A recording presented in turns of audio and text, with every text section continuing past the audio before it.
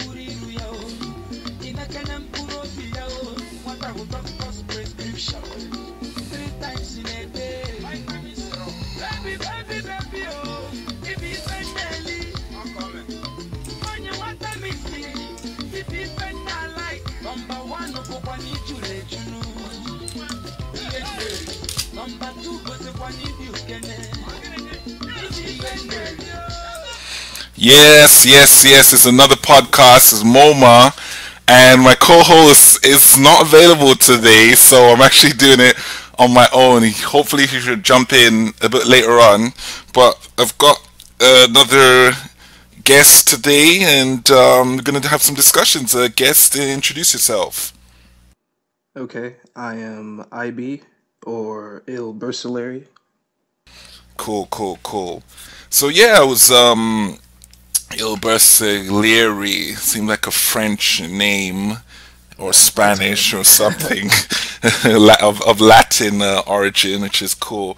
But yeah, IB was kind of hit me up and just I guess he read one of my data sheets and just gave me a heads up. And I was thinking and thought there would be someone good to speak to, as he has schooled in what they call the heart of Africa, and he schooled there for a considerable portion of time. So I thought it would be a good, it would just be good to get his take on that. So IB, I mean, give us a little background about yourself. Okay, my Nigerian trip was pre-game before I was really aware. I was actually discovered like pickup in 2012. Okay. And so I started implementing, some tactics and some game concepts. And it started, giving me some considerable results, but I felt like I didn't have that mindset. So I ended up, getting needy and getting one-itis, like the community likes to say. And so I kind of stepped back for a while. And So recently, so when you were in are you like American, like you originally started in America or any part of Europe or South America? Like where did your, where did you grow up? I grew up in the U.S. Okay, so prior to your trip to, when I say the motherland, we're talking, or the mother of Africa, I'm talking about Nigeria. Prior to you going to Nigeria, were you, were you dating? Were you hollering at, lizards, or were you more just kind of just chilling, hanging out, doing whatever sports or hobbies or activities that, guys tend to do? I talked to some girls here and there, but nothing really on a game level, like we refer to. Okay. More like chilling and relaxing, like you said. Okay, so when you went to Nigeria, did you?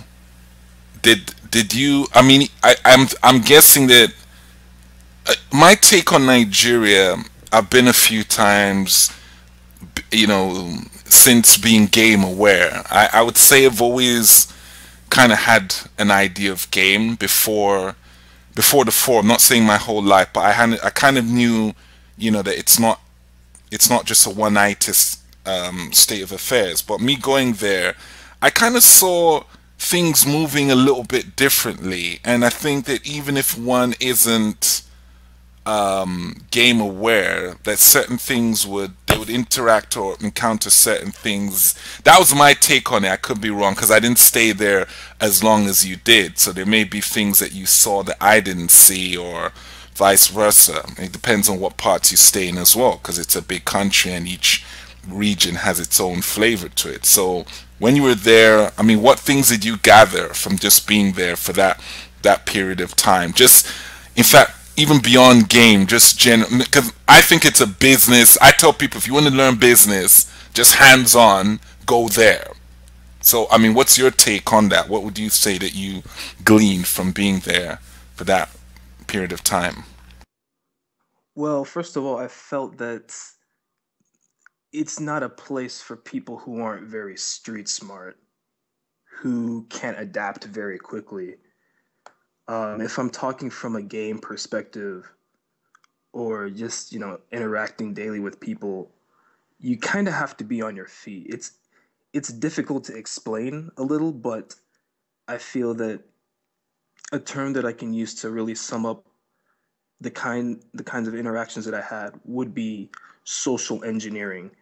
Can you position yourself, and this is all verbally too. Can you position yourself in a way that's favorable to you or favorable to your environment? A lot of people like to refer to the corruption in Nigeria, but to be honest, the people who have the most power are the people who can get the most resources and people who can essentially talk their way into it.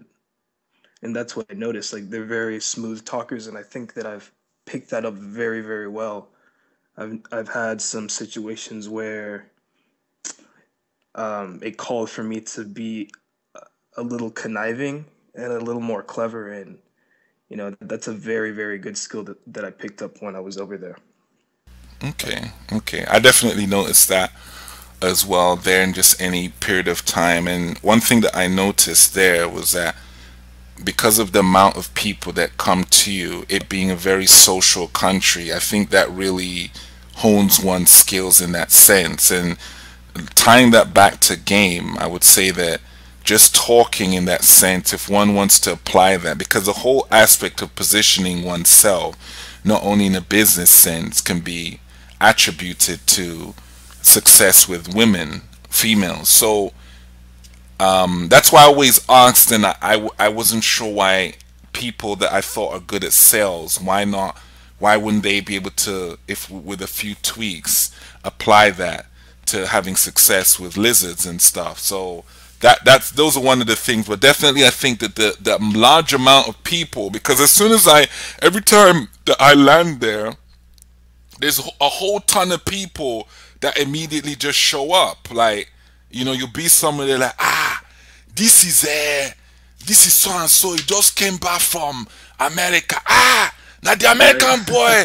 Blah, blah, blah. So they're coming in. So even if you're more of an introvert, the fact that you're dealing with these people just by proxy, I feel that it's rubbing off. You're seeing the way they're talking, you're seeing someone say this, they're saying that. So even someone who's not even actively trying to learn is going to learn something. And it's a very big bartering culture. Like, nothing is what it's supposed to be. Like, you go somewhere, they say how much you did, that 500, then that person won't take that price. So immediately there's always some jostling. It's never like boom. Like, if you're in America and you go out, they're like, okay, how much is that MacBook? Oh, the MacBook's $900. 900. I don't even have 700. You ain't picking up that MacBook. But I find that that whole aspect of jostling and talking and so on and so forth attributes to the social engineering, as you mentioned. Did you have any, specific examples that you would say that you can recall that you thought, wow, this was a light bulb moment or something? Oh yeah. I've had to deal with like vendors in the cities. And they'd approach me because obviously I look different from everybody else around me. And they try to sell me like some wallets or chain or whatever, or a fake watch. And I'd ask them how much, and they give me some exorbitant price. And of course I try to whittle the amount down. And I noticed my aunt was really, really good at that, and she taught me how to do that. And one thing I really picked up is that, and I don't know if you've watched any like Nigerian movies, but the level of dialogue that goes on in these movies, or that goes on, in the daily life in, these different cities, doesn't really matter where, is that, and you mentioned this previously, is that there's kind of like an airy, superficial charisma that Okay. it's not really sincere. And one thing that really separates Americans from Nigerians, or people that grew up in Africa, is that they can detect that bullshit very, very quickly. Like if somebody's speaking to me like that, like I know that they want something, Are you, or I know that they're trying to position themselves to extract resources or whatever. are you saying that if they say it here, you can immediately detect them, or are you saying that there you could detect it? Generally both. Okay, I see what you're saying. I think it's everywhere. I think that Nigerians who come over to America, I think America is a very good formula for them. And as I traveled there, I think the model of the whole country and the layout is much more closer to America than it is to England, even though it's a former British colony.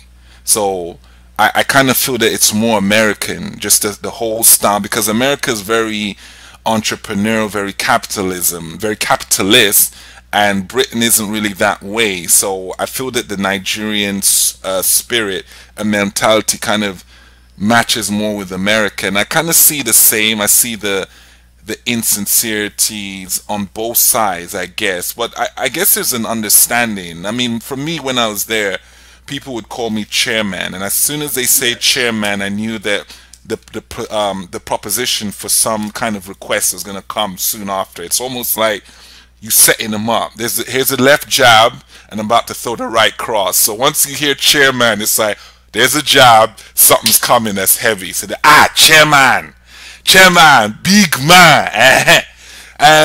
Hey, the phone, so what do you have in your American bag for me? So Yeah. as soon as I hear chairman, I'm like, okay, here it comes. You know what I mean? So after a while, I guess it's an understanding that is a part of it. Like some people in America might get offended if someone comes up and say, "Hey, what did you bring for me?" It's like, what do you mean? Like you can get your own stuff. What I bring, I ain't got to bring nothing for you. But after a while, once you understand that, it no longer becomes offensive. And I think once that line of breaching personal space, or encroaching on certain things that one wouldn't, or asking for things that's like you can't ask him for that. After you get used to it, one can ask for other things. Like I guess even with women, because I've rolled with a few Nigerian guys that are born and bred and just came here recently, and I was rolling with one, and he's never read a game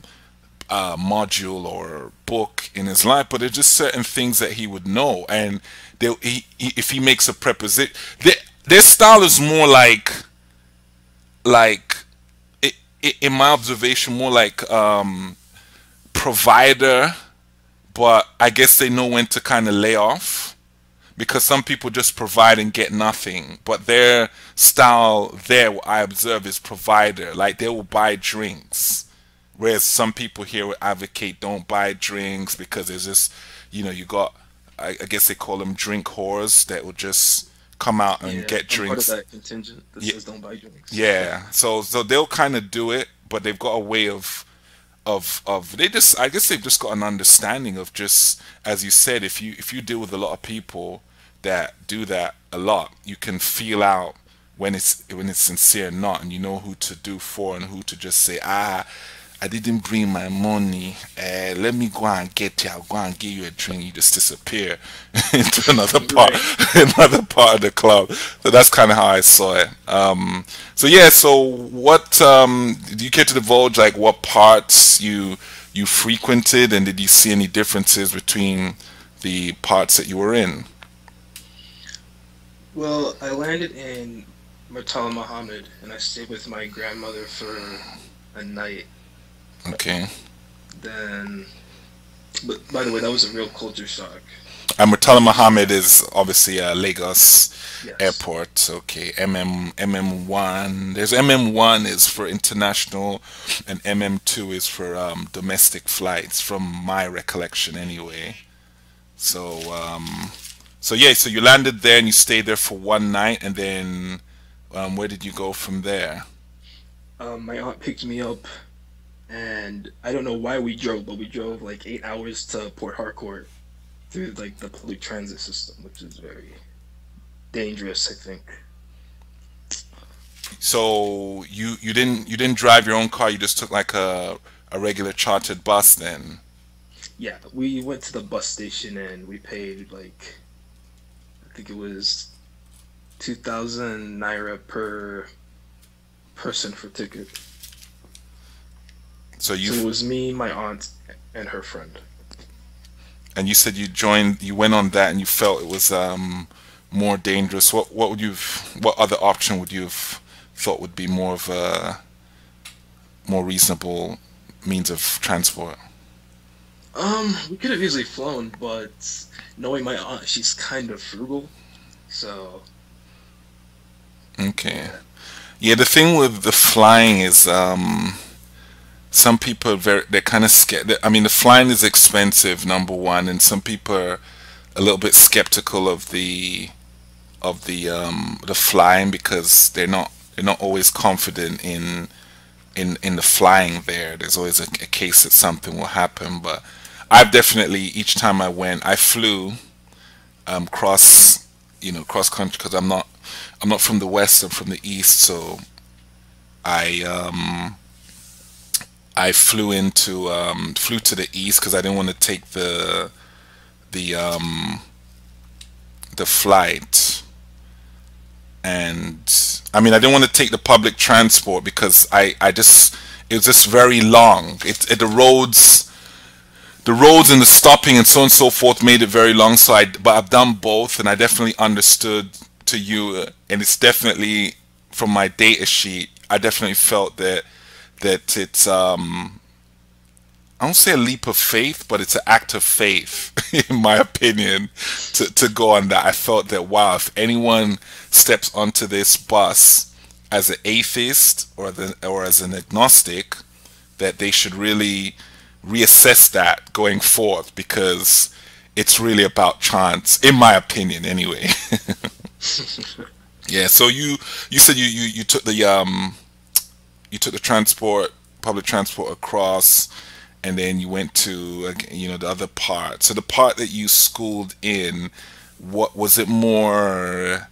Was it different to Lagos, or yeah, it was very different. was it I schooled at an international school, but there are tons of international schools, quote unquote, in the region, in both regions actually. okay? So it was were the students in there? Were they more like people that had come from America, England, Italy, wherever, or they're mostly local Nigerians? They were mostly rich locals Okay, whose parents worked at like Shell or Halliburton. okay. So they've probably traveled quite a bit outside of the country, right? Oh, That wasn't the impression I initially got because I arrived at the school and most people knew my nationality and they were like, "Oh my gosh, you're from America," the whole spiel, right. and people were really enthralled by that. And I wish I had more tact back then because I'm like, yeah, I'm from there, and you guys are from here, and that was a very, very bad thing to do because I started making enemies very quickly. Okay. So do you think it was I guess I'm trying to think. I'm not saying the personality, but I guess the way you came across kind of made you seem like elitist to them. Yeah, Yeah, I think I know what you're saying. Each time I've gone back, because I'm aware of it, I tone it down, and because I try not to create, I've tried not to create conflict, and I've been pleased to say that while I've been there each time that they've never really actually suspected where I'm from, and they'll I mean they're not absolute, and the most is I was in a car once and the guy thought that I was from Lagos. So I was like, yeah, because I was there. I didn't say anything because my pigeon isn't good. Like if I'm there, I'm not gonna talk how I talk because I'm trying to reduce as much of them assuming I'm something. So I'll kind of just mumble or not say anything and just scowl. And it was easy for me to scowl because I was usually overheated, so I was already upset anyway. So the scowling came natural to me as opposed to having, a touristy grin. But yeah, the guy, one of the police officers stopped the car and he's like, where you they go? What do you have for me? And we are just like, bros, they do nothing. He said, I know you guys have something. You see that one there? And he's pointing at me. I said, I know that one there for Lagos. So I'm like, oh, well, I'm glad he's thinking Lagos as opposed to saying somewhere else. So I said, I'll take that. But I kind of know what you said. I always try and play it down and not say I want this or I want that, and just eat the local food, the gari and the fufu, pounded yam. Not like, hey, I'm looking for, fries all that kind of stuff. So I could say, I think that if you knew and you were aware, you could have leveraged your foreign nationality and foreign background to actually being quite successful with the lizards, wouldn't you say? Oh yeah. In fact, when I got there, I had very favorable reactions with the women. Actually, Okay. in fact, like for you guys listening, this is definitely a solid game destination. Okay. I feel like with the knowledge I have right now, it'll be much easier in terms of gaming. The only drawback I would say is that if they don't like black lizards, that's not the destination, or not necessarily, Yeah, that's true.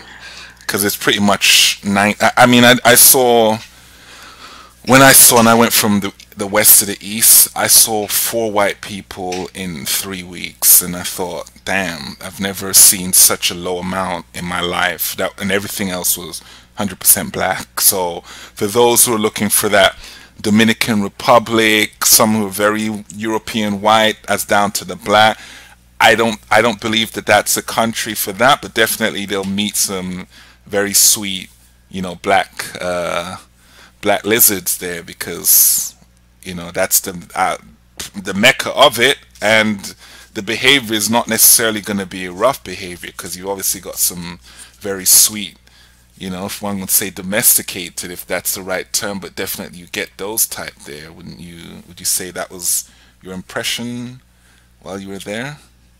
Yeah, I'm actually apt to agree with that observation. That you go to clubs here and you walk around and you try to open girls here, and they're generally bitchy, especially black women here. If you're into that sort of thing, they're really difficult to defang. But over there, I think they're more receptive, especially if you're not from that area, or even if you are. I think there's like a friendliness. Like most of the locals are really friendly, so that's definitely a plus. Okay. So when you said it would be a hot game destination, um, will you just say, are you saying that because the receptiveness is good, or there's certain things there that would reward one having game? Like what kind of things would you say? Is it I feel like, and I'm gonna get a little political here, so I feel like this goes back to, this is still a very patriarchal society, and so over? women want men who can lead, Okay. Yeah. and um, yeah, that's really pretty much it. Yeah. I mean, I would definitely say the same in my observation there, and I think that one going to places like this actually men should be leaders, and I think that's been illustrated on the forum.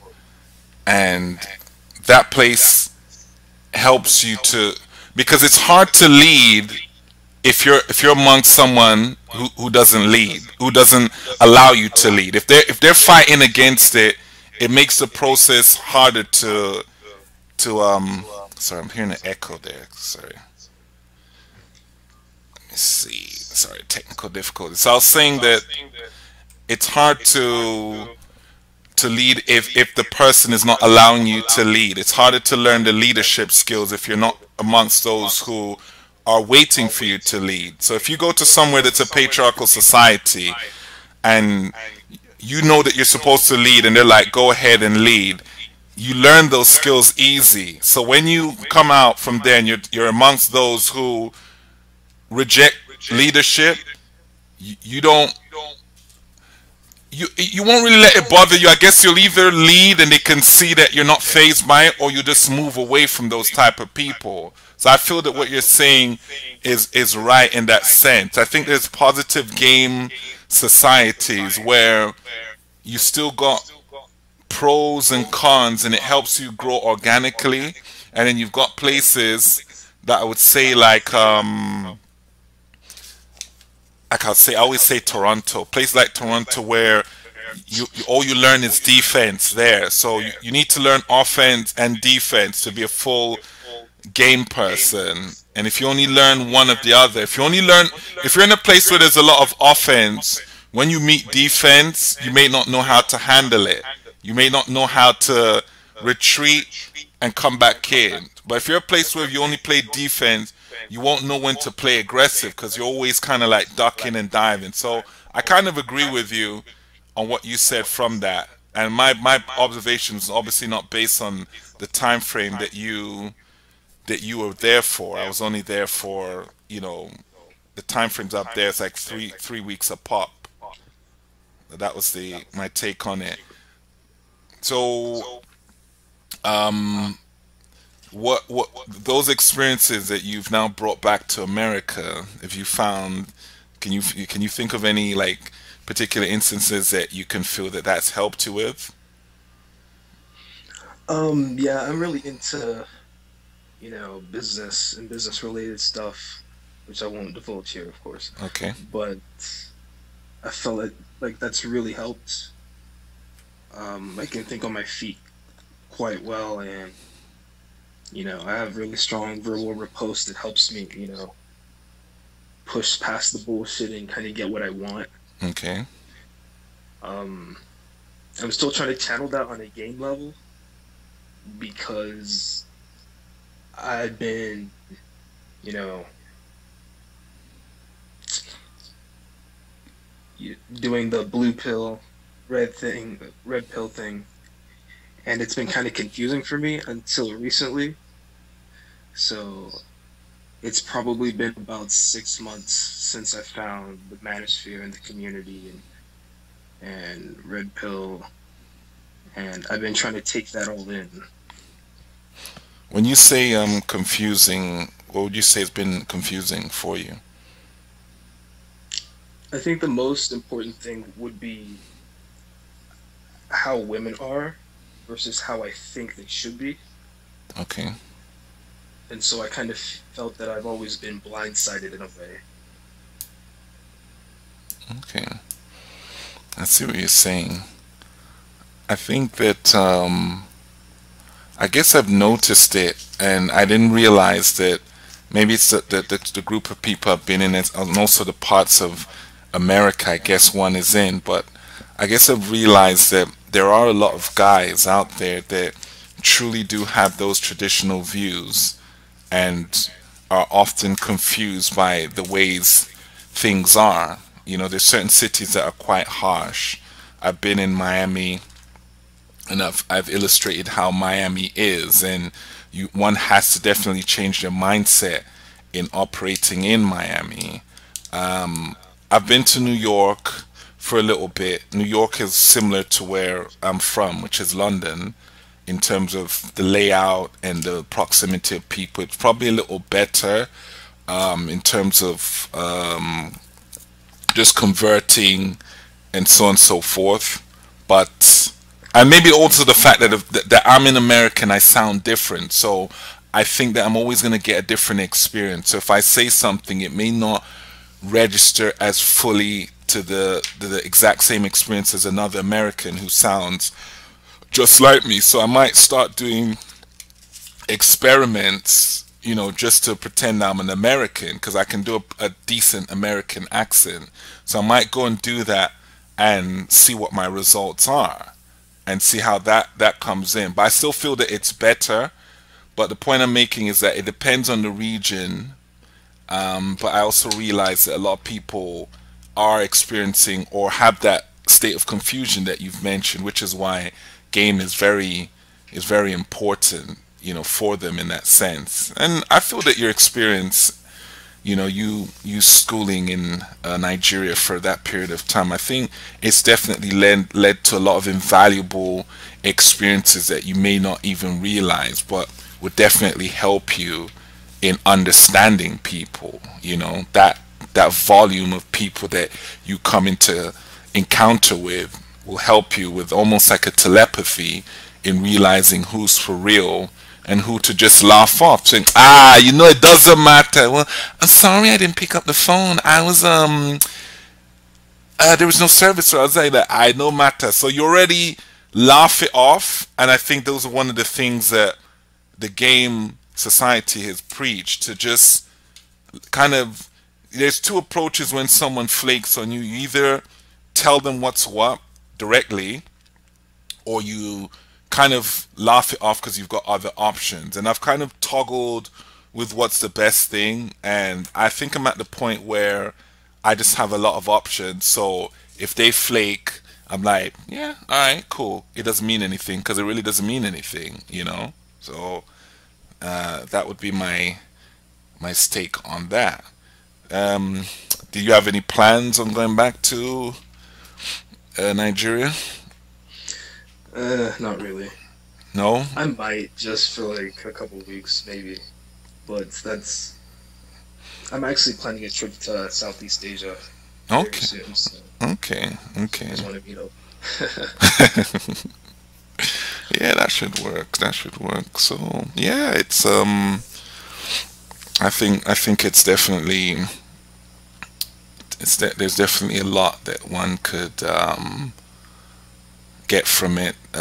So when you were in Lagos, were you just at your grandmom's, or did you go out for a little bit and hang out with other people, or was it strictly family? You didn't go to any, bars or any beer stands or whatever you call it, and just kind of, or parties and socialize with people.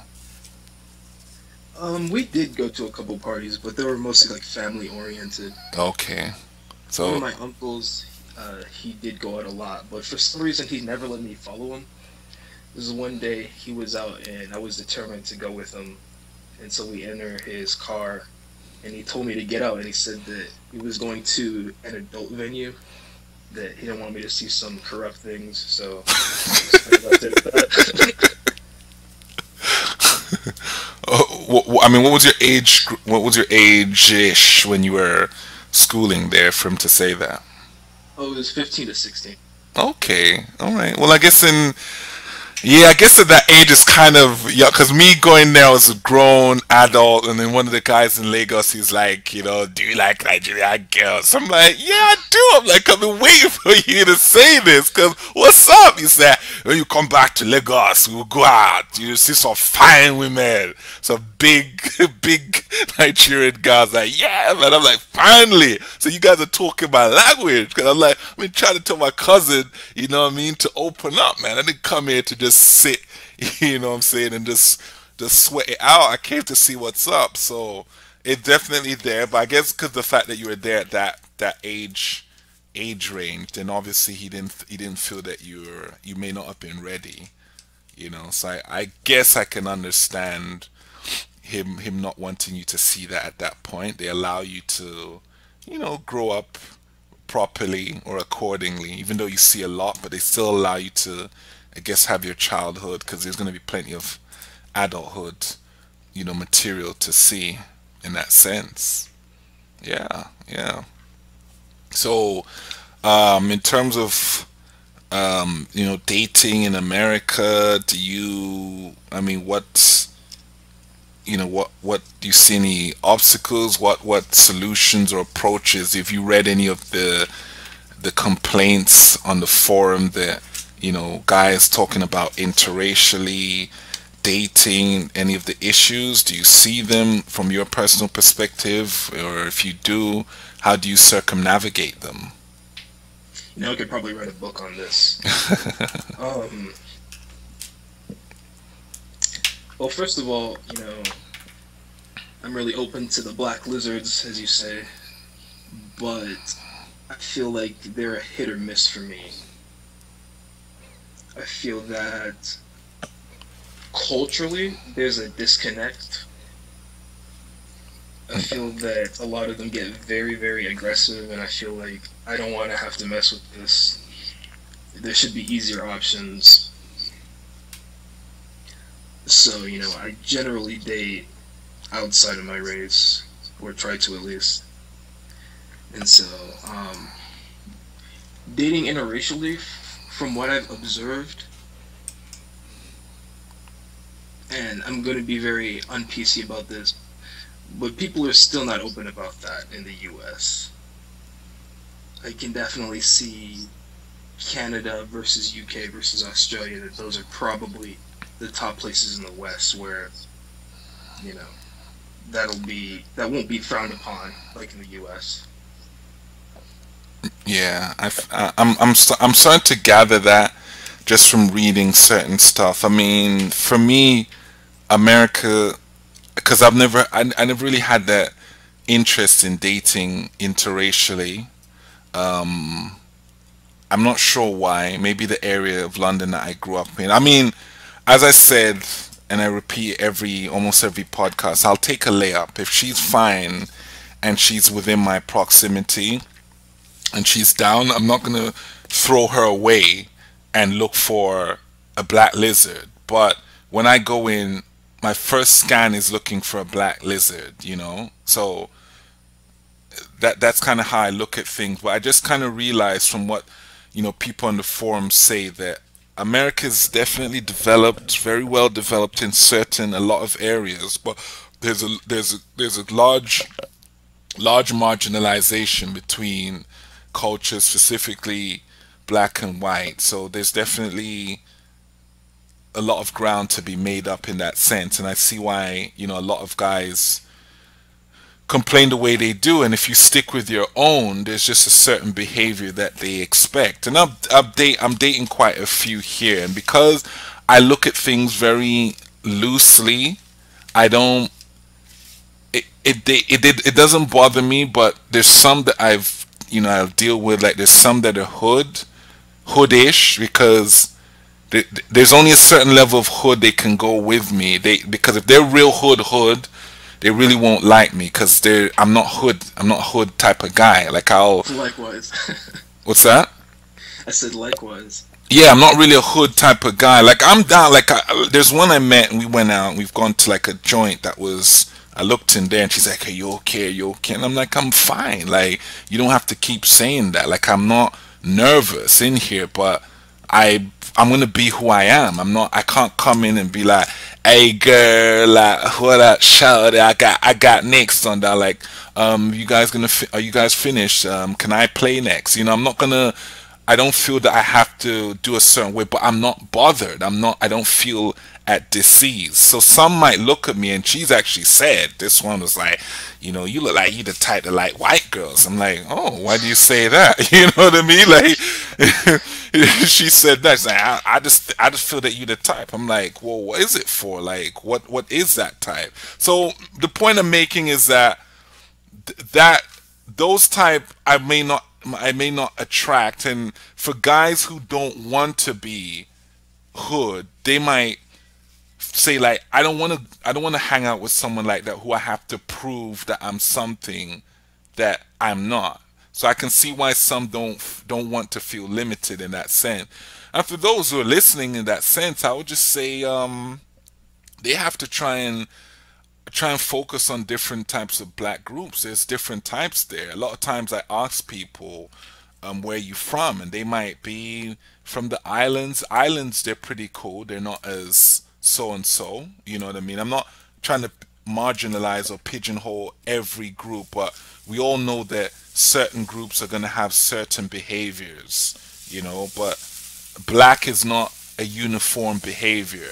African blacks will act differently from American blacks by and large. Caribbean blacks will act differently. Hispanic blacks will act differently. British blacks will obviously act differently. So one has to go to somewhere where there's some diversity if they're interested in that, and have a look. And if they're interested in a diversification or diversity of white lizards, try some European lizards, because they're going to be more open than maybe a white American lizard. You ask, and if she's from the Ukraine or France or something, she's going to look at you differently from an American. So it's really about finding those niche, or niche as they say here, but the niche groups, finding them and just spitting that game to them. That's how I would look at it, because all the lizards that I've met up with are either from the suburbs, the black ones, because that's what I've been focusing on. They've either been from the suburbs, or they have aspirations of traveling internationally, or aspirations of going to the suburbs. So it's those with ambition, or those who have already achieved that ambition, are the type that tend to stick to me. The hood ones, they can't flow with me, because the stuff I say is like it's totally foreign to them. So that's kind of how I see it. And I'd like to mention something very quickly. Yeah, go ahead. I feel that like a lot of black women, they generally have like the crab in the bucket mentality, where if you're highly successful or you're doing well for yourself, then they'll want to kind of pull you back, especially the hood ones like you mentioned. But for me, I haven't really found like a middle ground. It's been the super hood rat ones who do their own thing, versus the careerist feminist ones who are kind of like, I don't need no man type of thing that they're doing. Well, when you talk to them, like for instance, if you talk to a career one, like what kind of dialogue comes up while you guys are talking? She usually tries to disqualify me and says, well, you kind of have to be this tall or this black, or etc., etc. And I know that's all bullshit, but it's very combative, and so I feel like I don't have to put up with that. I totally agree. I mean, I understand totally what you're saying. I see it, and as I mentioned on the other podcast, I don't know if it's this year or something, but I don't know if a switch went off in my head, but I don't know if it's age, I don't know, but I really don't give too much of a rat's. When I hear stuff, it's like when the TV's on in the background and it's on, but you're not sure. There's something, Friends is on, or Fresh Prince, but you don't know what they're saying, or Seinfeld, but I don't know what they're saying. So when they're talking, I ain't really hearing that, because it's bullshit. Like, I know it's bullshit, so I don't know if it's actualization. So when they say, oh, he got a this and this and that, because this one I met, she's talking about she's got, she's working, she's made this type of money, she's driving this, she's rare. And I was like, so when are we hanging out? So that's all I'm thinking. I'm like, I'm waiting for my opportunity. She's saying all that. I'm like, so yeah, when you going to come over to my place? I got some British films you're going to watch. So I've ignored all those qualifiers, all this, all that, this and that, because I'm like, it don't matter to me. You know what I mean? I'm trying to get into you from a man to female standpoint. If you got all that, cool. That means you're covering the next check when we go out. Or, you know what I mean? That's all I'm looking at it like. I'm like, since you're that independent, cool. You know what I mean? So I don't need to worry about that. So that's kind of the mindset I'm at. And when they mention that, I just ignore it and say, when are we going out? Oh no, this and that. I'm like, all right, then cool. And then it's on to the next one, really. And that's really after a while, it just all falls in place. It's hard to break it down to a finite point and say this and this if you do this. It just comes a point when you practice something, it's like, wow, you threw that, you threw that and you didn't even think about it. It's like, damn, I know what I'm doing now. Like, I don't have to think about my moves. I just respond accordingly. So that's pretty much what I would say is this how it goes. After you talk, because when you know it's bullshit, after a while, your brain is like, just puts it as background noise. You know it's just a front. It no longer becomes combative because you know behind that there's a lot of vulnerability. Behind that there's a lot of vulnerability. So whatever they're saying don't make no difference. So anytime I hear that, I'm just like, so yeah, when you gonna come over, or let's meet up? Well, for what? This and that. Because there's another one I met that was an attorney, and I was just like, so what? You know what I mean? Like, it didn't matter. I'm like, so you're gonna come over and watch movies? That's what I said in response to that. In response to that, I'm like, yeah, I've got some films that we can watch. I got some wine. What kind of wine you like? Because that's really a way of just negating that. So that's what I would say to those who meet people like that is do that. And there's a blog by a guy called Solomon. I think he took down his blog, but he had it, and someone must have ripped the material and put it there. But he kind of said that's kind of how an alpha would deal with it when they hear all this, me, you go, girl. It's like a kid that's crying. I want to eat, I want cookies and juice for, my dinner, and that you're not having cookies and juice. I made, you know, rice stew with vegetables, and that's what you're having. No, no, no, cookies and cream. You're like, yeah, whatever. I'm still gonna give you cookies and cream. So when you know it's just gibberish, your brain don't even pay it no mind. It's just noise. It's just noise that means nothing. So that's kind of how I would say one has to look at it. But it's easier said than done. But as long as you have that idea, after a while it will come into play. And to tie in, I know I've been talking a lot, it's more of what you may have gathered from Nigeria, that if you're a man, you really have a high value that increases as you get older and older. Your value just keeps on rising and their value diminishes. It's not in a misogynistic sense, but it's a realistic sense. And those from those places understand that, you know. They understand that. They'll go there and they'll be like, wow, they know that. They don't even play games. It's only the ones here will delude themselves and maybe mess it up for those in their prime to really do what's right in their prime. They get to a certain age and it's like, girl, you ain't got nothing to, like, what are you really leveraging with? You ain't leveraging with nothing. I got my own place. I'm like, yeah, but you got some old ass pussy. You know what I mean? That's the real. It's like, and another woman might say that. They'll be, who's that girl?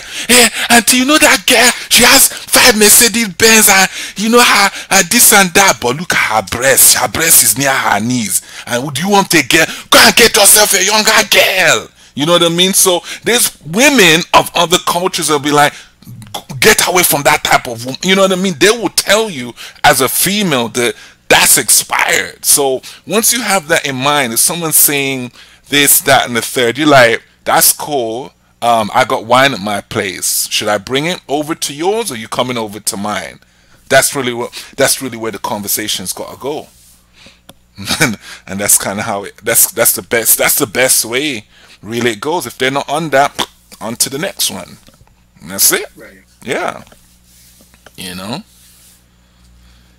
I think it goes back to what you said about kind of finding your own niche that gives you the most favorable response. And I think right now I'm tired of wading through all this trash and just looking for the gold. Yeah, yes, definitely. I mean, women like Gabrielle Union type of chicks, those Valley type of women, really like me. They're the ones who like England because it's the English thing, and I've seen some in their phone book they've got me in as the Brit or the Black Brit. That's their entry for me, the Black British guy. So those who have that type of interest are the ones who really like me. You know what I mean? Because if they bring me around, it's like, because where I'm at, the black guys aren't really saying that much. So they're really at a drought for companionship. So it works in my favor. But those are the type that like me. So if one is more of that sense or more of a intellectual, rarer type of guy, type of black guy, those might be the niches. But I can't advise further because my British accent and background, which is what I leverage blatantly, might help me a lot. And for another black American guy, they may need more than that. But you might, I mean, you yourself being of Nigerian descent, you might be able to leverage that. Say, listen, I've been to Africa, I've lived there, and just kind of play up a little bit. Just really leverage it and say, talk about different things, and it might work because I use that as well. And there's one, we'll watch some African films and she's like, I want to go. I'm like, you want to go Nigeria? It's kind of, don't you want to start off a little bit, easier? Like, let's try Ghana or something. It's like, no, I want to go Nigeria. You know what I mean? So the interest is definitely there. So there's definitely, one has to leverage that exoticness and realize the platform they're on. And like I said, I went out the other day on Saturday, met a lizard, black lizard, and I was out with my Nigerian friend, and he's 100%. He's only been here a few years, so he sounds, Nigerian. He'll speak the language when he's trying to say something sly to me that he doesn't want her to understand. Like, he'll be like, look at that ass, and he's with someone, so he'll say it in native tongue, so she doesn't know what he's saying. But the point I'm saying is that he's not having any issues getting lizards, and he's straight from there. So if he's straight from there and he's doing good, why is someone from here, why should they be having issues, right?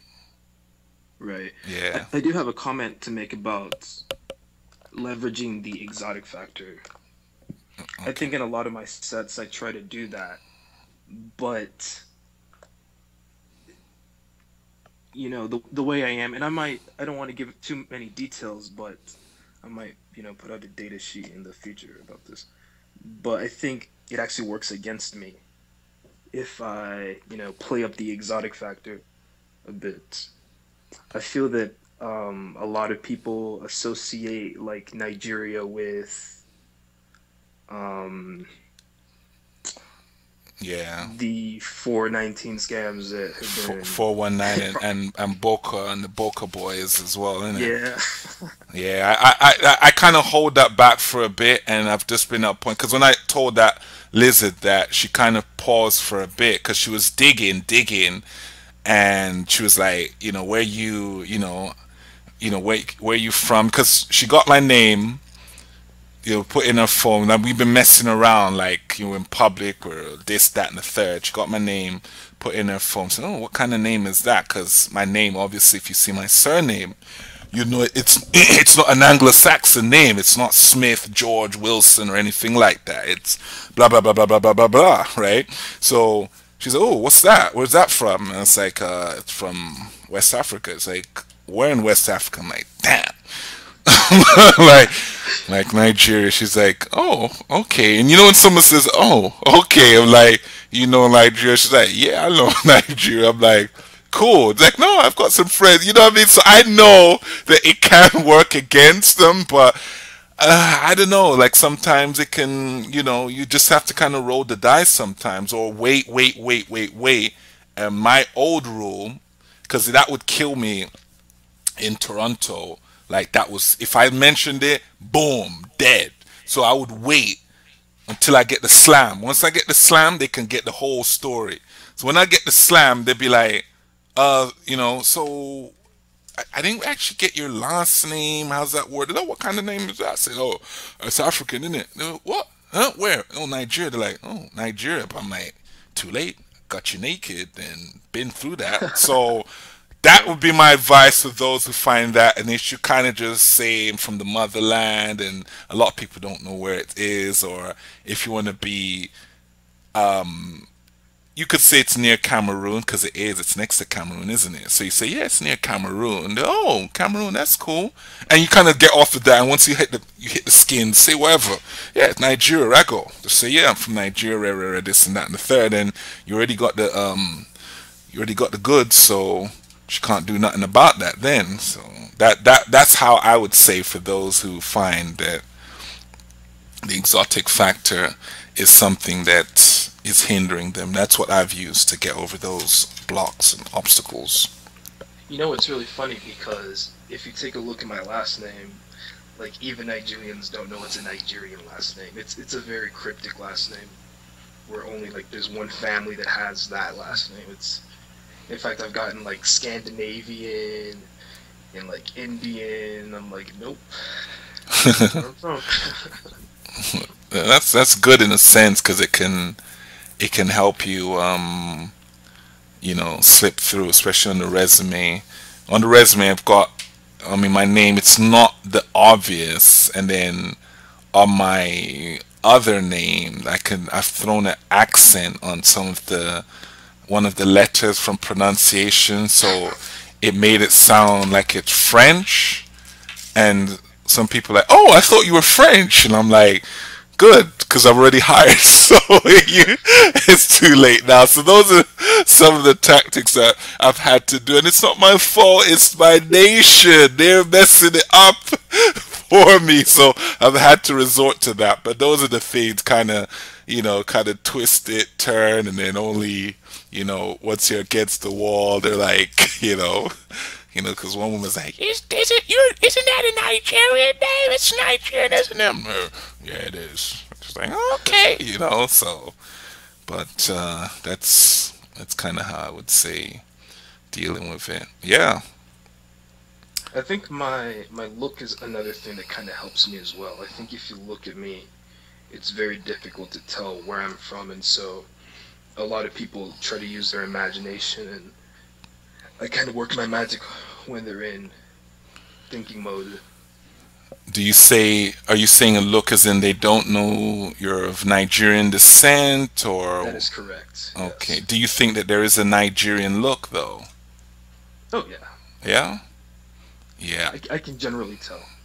Yeah, I don't necessarily have that look, but I'm generally more fair-skinned, so it is a tribe. This thing is a tribe, like the tribe that I'm from can be quite fair skinned. So, what tribe is that?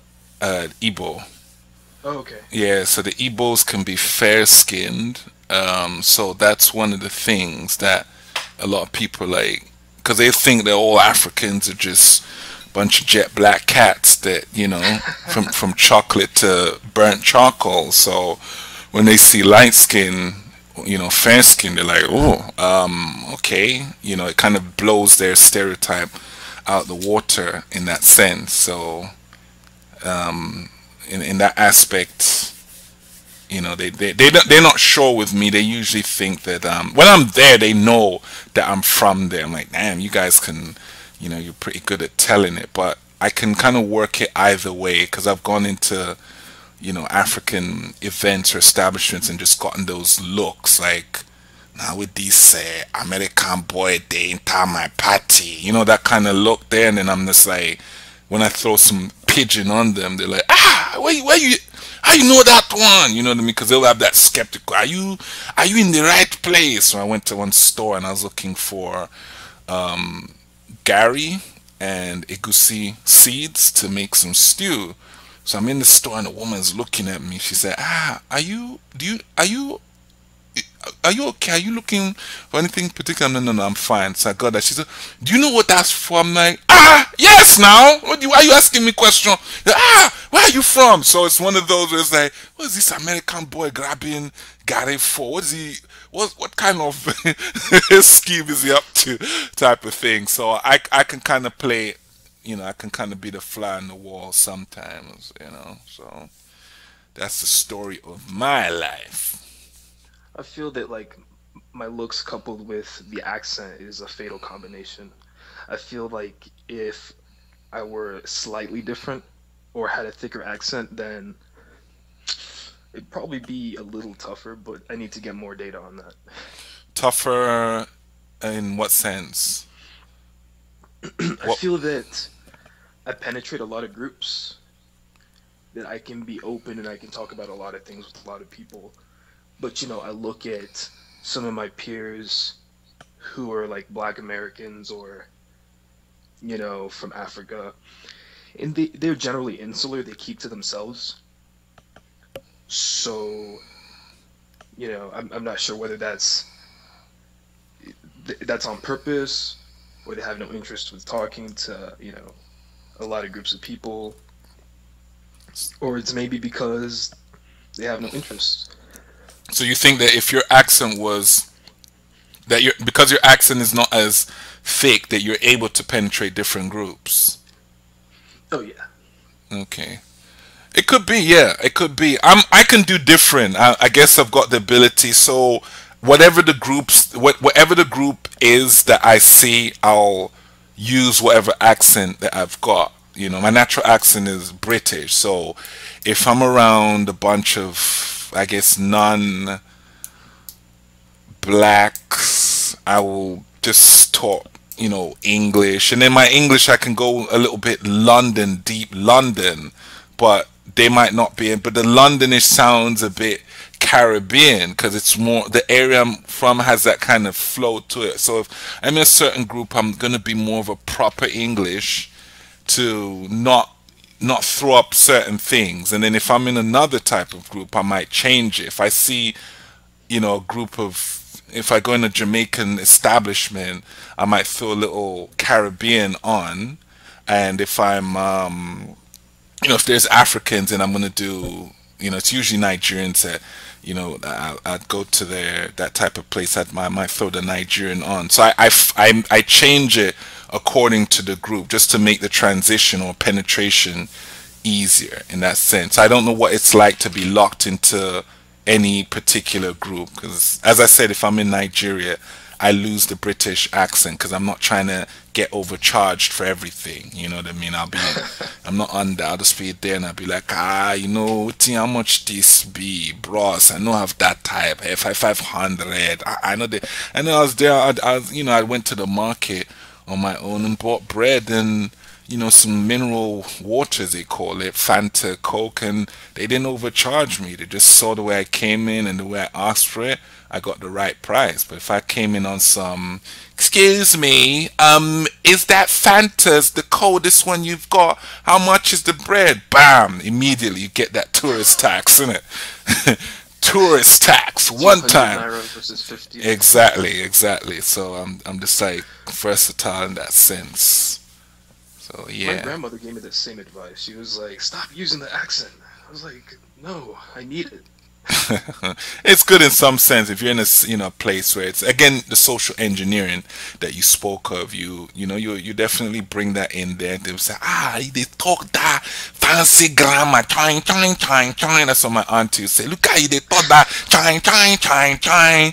You know what I mean? So when you do that in some places, it's good, and in other places when you're really down and you're bartering, it'll be a disadvantage to you in that sense. But yeah, we've gone on for a little bit, so I guess we're gonna conclude this.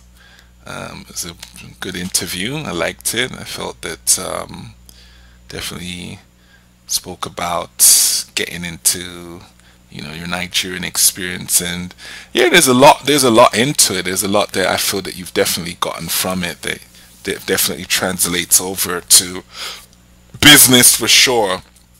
And I'm still of the 100% assertion or surety that if one has that business aspect to them, it definitely translates to game, because it's the exact same concept, of negotiation. So I feel it, and most of the Nigerians that I've seen have had no issues with game. They've just been natural at it. It's just that the natural inclination for a Nigerian is to make money primarily, as opposed to try and get women. Women is more like, I'll get that once I got the money, but money's my first thing.